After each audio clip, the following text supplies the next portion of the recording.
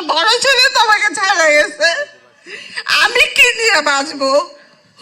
আমার জিসান এখন বলো আম্মা আমার কিছু হলে তোমাকে আমি কার কাছে রেখে যাবো? আমাদের তো কেউ নাই, আমি ছাড়া তোমার কেউ নাই, তুমি ছাড়া আমার কেউ নাই। আমার বড় ছেলে আমাকে আদর করে ডাকতো আম্মু মা। আমি ওর সাথে রাগ করলে বলে কি আমি তোমাকে একবারে দুইটা মা রাখি। আজকে 17 মাস হয়ে গেছে, আমাকে তাও কেউ আর আম্মু মা ডাকে না। আমার ছেলে শহীদ হয়েছে 5ই আগস্ট সন্ধ্যায়। আমার ছেলে শহীদ হওয়ার 14 দিনের মাথায় আমার ছোট ছেলের ক্যান্সার ধরা পড়ে, সেটা 3rd স্টেজে, ক্লোন ক্যান্সার। আমার ছোট ছেলেটা তখন বয়স ছিল 13, এখন 14 কমপ্লিট করছে। একটু আগে আনাসের আম্মা যে কথাটা বললো যে আমি কোনো দল করি না, আমি সেই যুক্তিটাকে খণ্ডন করে তারপর আমি আমার কথা বলতেছি। আমার ছেলে বিএমপি করতো না, আমি কোনো দল করি না, কিন্তু আমরা বিএমপির পরিবার আমার পাশে এমনভাবে ছিল, আমার ছোট ছেলের সম্পূর্ণ ট্রিটমেন্টের 80% খরচ তারা বেয়ার করছে।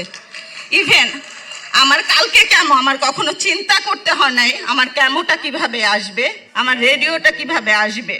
আমরা বিএমপির পরিবারের রোমান ভাই, মিথুন ভাই 1-2 দিন পর পর আমার জিসানের আমার খবর নিছে। আমার এই ছোট ছেলের 2টা সার্জারি হয়েছে, সম্পূর্ণ খরচ আমরা বিএমপির পরিবার বহন করছি। আমি এর আগে অনেক বক্তৃতায় বলছি আমার ছেলে বা আমি কোনো রাজনীতি করি না। আমার ছেলে যদি রাজনীতি করতো তার ক্যান্টনমেন্টের কলেজে সে কখনোই পড়াশোনা করার সুযোগ পাইতো না।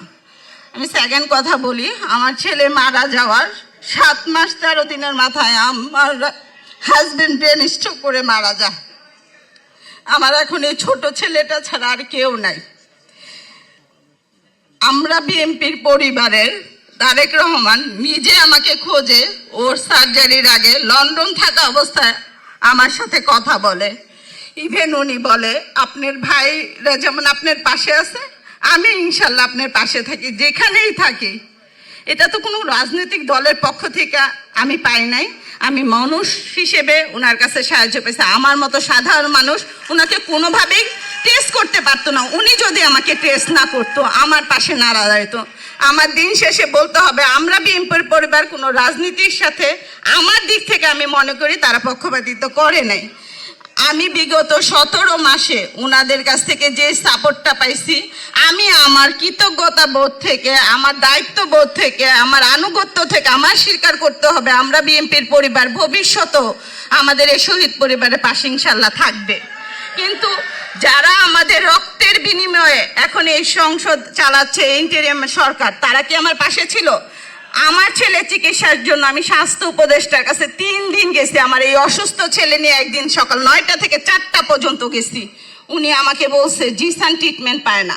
আমার জিসান যদি ট্রিটমেন্ট না পায় তাহলে উনি কিভাবে সিঙ্গাপুর যায় ট্রিটমেন্ট করে? এই উত্তরটা আপনাদের কাছেই রেখে গেলাম, আপনাদের কাছে আমি রেখে গেলাম। আমার জিসান যদি না পায়, আমার তো এই দুনিয়াতে আর কেউ নেই।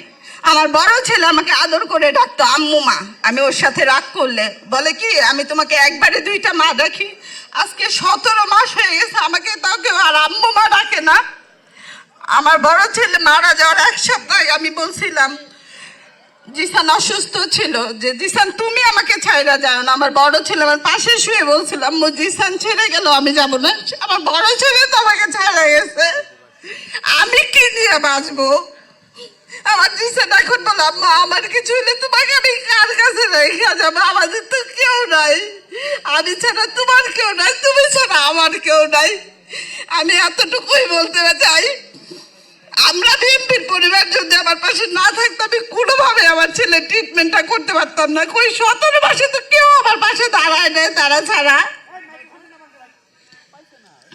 আমি এতটুকু বিশ্বাস করি বিএনপি ইনশাল্লাহ ক্ষমতা গেলে ইনশাল্লাহ আমাদের পাশে দাঁড়াবে, আমাদের সন্তানদের বিচার ওনাদের প্রায়োরিটি প্রথম পর্যায়ে থাকবে।